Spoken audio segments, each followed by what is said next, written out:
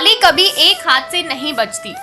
आपने ये कभी ना कभी तो कितने विद्वान लोगों के मुंह से सुना होगा कि ताली कभी एक हाथ से नहीं बजती।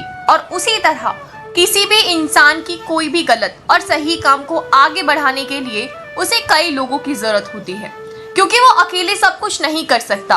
तो चलो दोस्तों, तुमको एक ऐसी गौतम बुद्ध की कहानी के माध्यम से समझाती हूँ जिससे आपको अपने जीवन में बहुत कुछ सीखने को मिलेगा और एक नया रास्ता भी मिलेगा। एक बार गौतम बुद्ध रास्ते से कुछ लोगों के साथ गुजर रहे थे। तभी वहां खड़ी एक चरित्रहीन महिला ने जब गौतम बुद्ध को देखा तो बस देखते ही रह गई और मन में गलत विचार करने लगी। लेकिन गौतम बुद्ध जो अपने काम में मग्न थे और ज्ञान में इतने व्यस्त रहते थे कि कभी उन्हें उस महिला की तरफ देखने का मौका ही नहीं मिला और वो बस गौतम बुद्ध का पीछा करती रहती थी और चुपचाप उन्हें देखने लगती थी। लेकिन गौतम बुद्ध के साथ ज्यादातर समय कोई ना कोई रहता था, जिससे उसे कभी अवसर ही नहीं मिला उनसे अकेले में बात करने का। लेकिन वो महिला बस गौतम बुद्ध पर नजर रखती और एक दिन उसे एक ऐसा अवसर मिल ही गया।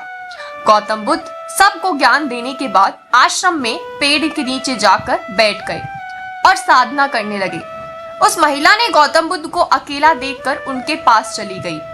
महिला गौतम बुद्ध से बात करने लगी और बोलने लगी कि आप इस गांव में नए हैं, क्योंकि मैंने कभी आपको देखा नहीं है और इस गांव में आपका क्यों आना हुआ है।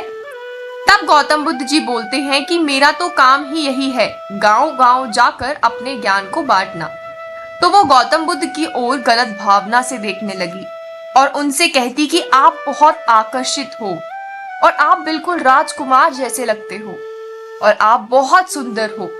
आप इस किशोर अवस्था में ये संत वाले कपड़े क्यों धारण कर लिए हो। गौतम बुद्ध जी बोले कि मेरे जीवन को 3 बड़े सवालों ने घेरा हुआ था। उन सवालों का जवाब पाने के लिए मैंने ये भगवा कपड़े पहने हैं। गौतम बुद्ध कहते हैं कि मेरे वो 3 सवाल थे, वो बूढ़ा आदमी, एक बीमार आदमी और मृत्यु। जब मुझे अपने इन 3 सवालों का जवाब मिल गया तो मुझे समझ आ गया कि जीवन में सब कुछ नश्वर है, कुछ नहीं बचने वाला। ये शरीर तो एक दिन मृत्यु को प्राप्त होना ही है, इसलिए मैंने संसार का मोह माया छोड़ दिया। जब ये सब बातें उस महिला ने गौतम बुद्ध से सुनी तो वो उनके इन बातों पर और ज्यादा प्रभावित हो गई, क्योंकि उसने कभी किसी पुरुष से इस तरह से बात नहीं करी। और वो गौतम बुद्ध से कहती कि आप सुंदर होने के साथ साथ बहुत बुद्धिमान भी हो। मैं आपसे चाहती हूँ कि आप मेरे घर आओ और खाना खाओ।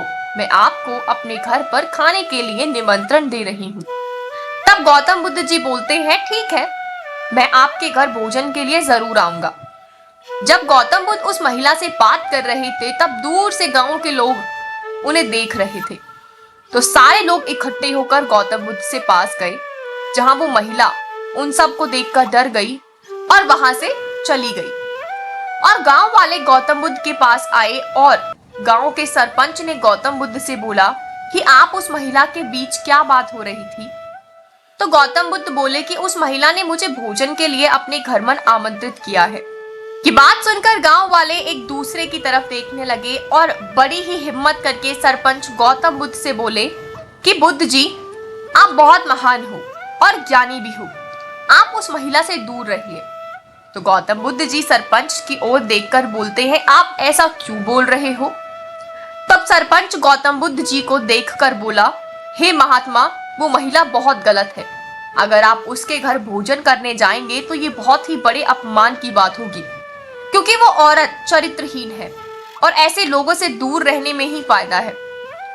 तब गौतम बुद्ध जी बोले कि पूरे गांव में बस वही अकेली महिला है जो चरित्रहीन है और कोई नहीं है क्या। तब गांव के सरपंच बोलते हैं कि गौतम बुद्ध जी, उस महिला ने कितने मर्दों के घर तोड़े हैं।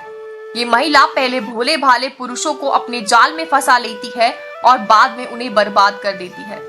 ये बात बहुत बेकार है और ये नीच औरत है और मैं आपकी भलाई के लिए ही ये सारी बातें आपसे कह रहा हूँ कि आप उससे दूर रहिए। तब गौतम बुद्ध बोले कि सरपंच, क्या तुम मुझे एक हाथ से ताली बजाकर दिखा सकते हो। तो सरपंच बौद्ध की तरफ देखकर बोलता है, मुझे एक हाथ से ताली बजानी तो नहीं आती। तब गौतम बुद्ध सरपंच से बोलते हैं कि मुझे खुशी है कि आपको इस बात का ज्ञान है कि ताली कभी एक हाथ से नहीं बजती। अगर वो महिला चरित्रहीन है तो इसका मतलब यही है कि उस गांव के सभी पुरुष भी चरित्रहीन हैं, जो उस महिला से मंत्रमुग्ध होकर उसकी बातों में आ गए। तब ये गांव वाले गौतम बुद्ध की बात सुनकर एक दूसरे की तरफ शर्मिंदा होकर देखने लगे। गौतम बुद्ध जी बोलते हैं कि कोई भी गलत कार्य लंबे समय तक नहीं चल सकता जब तक उसे किसी का समर्थन ना मिले। इसीलिए किसी एक व्यक्ति पर दोष मढ़ना सही नहीं।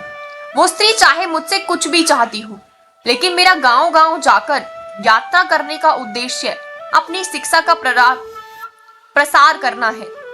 और ये शिक्षा सभी के लिए है, चाहे वो चरित्रवान हो या चरित्रहीन।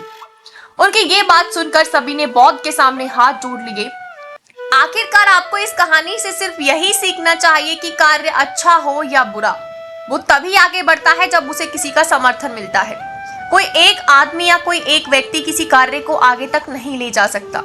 अगर आप अच्छे हैं तो इसका मतलब यह है कि आपको एक पॉजिटिव एनवायरनमेंट मिला हुआ है, आप अच्छाई की तरफ जा रहे हो, आपको आपके अच्छे लोग पुश करते हैं।